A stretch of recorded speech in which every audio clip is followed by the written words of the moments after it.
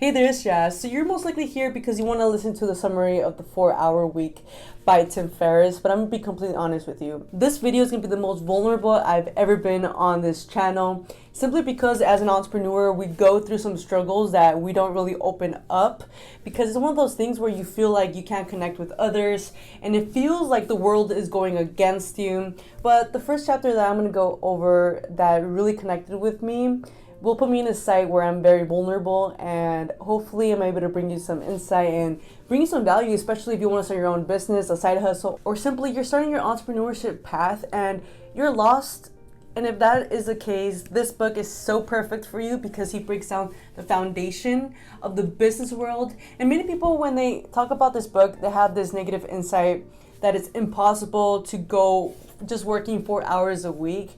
But the thing with this book is that he brings down insights on how to manage your time, how to deal with customers, how to be able to outsource your business, and so many other things that many entrepreneurs need to be able to have a book and a foundation to follow along, because business itself is not black and white, and sometimes we don't have that information, and sometimes it feels like no one can understand you. But if you're starting your journey as an entrepreneurship, this book is perfect for you. So hopefully I'm able to bring you some insight, and if you do, leave a comment down below from any book recommendations that you have. On top of that, don't forget to smash the like button if you're new to the channel. Now I will be sharing with you 3 insights that I've learned from this book, but I recommend for you to go and actually read it or listen to it on Audible, because it's really good. And when I say it's good, I say it's 10 out of 10, especially if you have no clue where to start as an entrepreneur. With that being said, let's get to it. Now hopefully you're able to provide me a safe space, because the first chapter that I'm going to share with you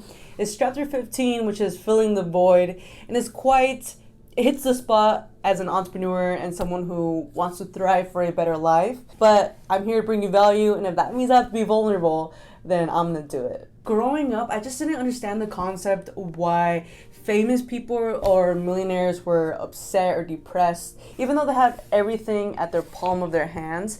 And to me, I just always thought that they were really ungrateful. And I'm gonna be completely honest with you, this chapter hit home because I have been feeling sad or not fulfilled. And I'm gonna go ahead and break down why I've been feeling this way. And the main reason is because, to give you some insight, I'm an immigrant. And growing up, I've always had this mindset of wanting to go to university, get my degree, get my first property, become financially independent, be able to succeed and go after the American dream. And by the age of 23, I've actually accomplished all of that. And when I accomplished it, it was a weird insight, because when I had everything that I've always desired, it felt like there was a void, and I didn't understand why my ambition or my energy to go for more stopped once I got everything that I ever wanted when I was little. And it was mainly because, as he breaks down in the book, that you want to fill the void. And the thing here is that as human beings, we are always trying to solve problems, because we're always in our mindset, it's like survival mode, because as nature goes, we were always trying to survive from, tigers or something trying to kill us, basically. And the thing here is that when you don't have any more problems and you've actually accomplished everything you've set yourself to accomplish, you go into this mindset of being complacent.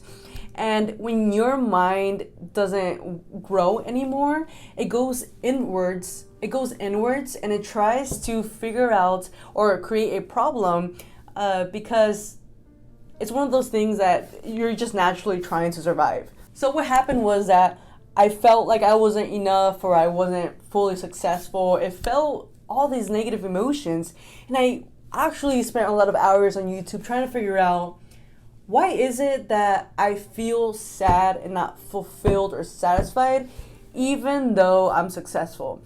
And it was mainly because I stopped growing. And when I stopped growing, it was mainly because I set myself these goals, these impossible things that I thought I could never accomplish unless I put so much energy in, that once I accomplished it, there was no more goals or things to go after. So when I got everything I wanted, I stopped growing. So in this book, he actually explains how you want to fill that void, where you want to constantly be growing and being able to achieve and have a purpose, because if you don't, then you're going to feel like unsuccessful. You're going to feel like you're missing something with no purpose.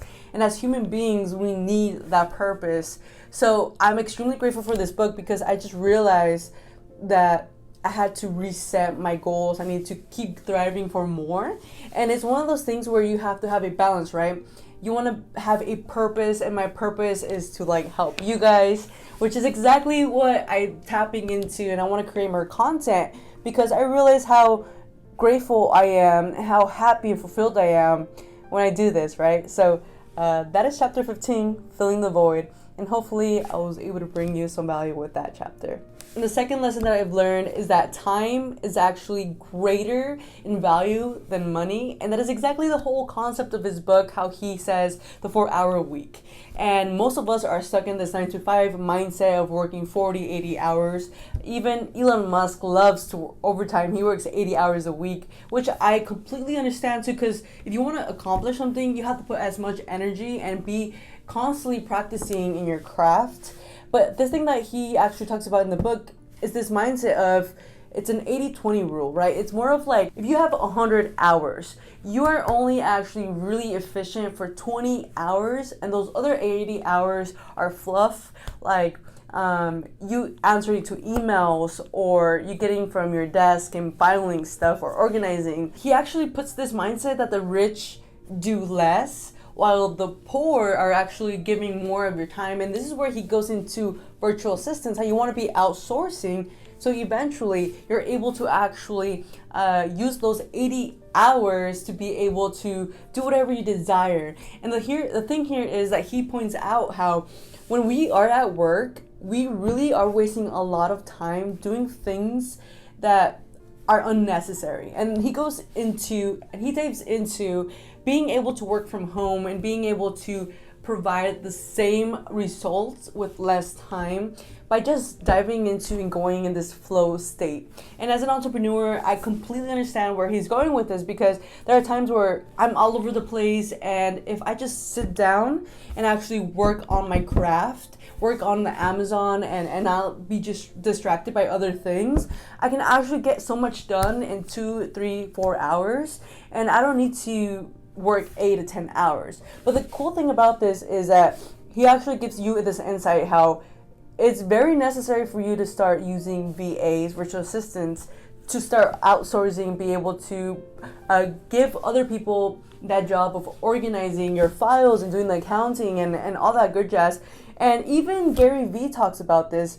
He even says how it's not about how much time you sleep, it's about what you're doing when you're awake. And he's completely right. As an entrepreneur, you want to be as efficient and be able to know that you can do a lot of things in just a couple of hours. And I completely understand where he's coming from, because I do outsource. Like, for example, my yard, I tend to have someone else do it, like my little brother or even a landscaper, because for me personally, it does take me all day. And maybe it's because I'm slow, but to be honest, I can use that whole day to make a video and be able to actually make income instead of me going outside and spending my time on cutting my grass, right? Because I can pay someone $60 and that day I can make $300, $400. Yes, I lose $60, but I gain more money at the end of the day. And the third point that I really liked about this book is called the Parkinson's Law, meaning that you have to give yourself a deadline. If not, your tasks are just going to be dragging on.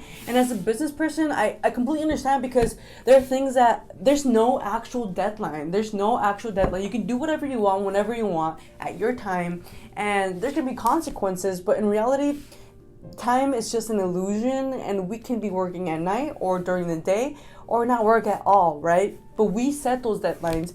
And even with the school structure, you know, we have like those deadlines. We have to turn in that paper, or you have to be at school at a certain time. Well, in real life, as an entrepreneur, we don't have that unless you have appointments, you know, when you do it with meetings with other people. But in reality, we don't have someone telling us we need to do this at a certain time. We actually set those times for ourselves.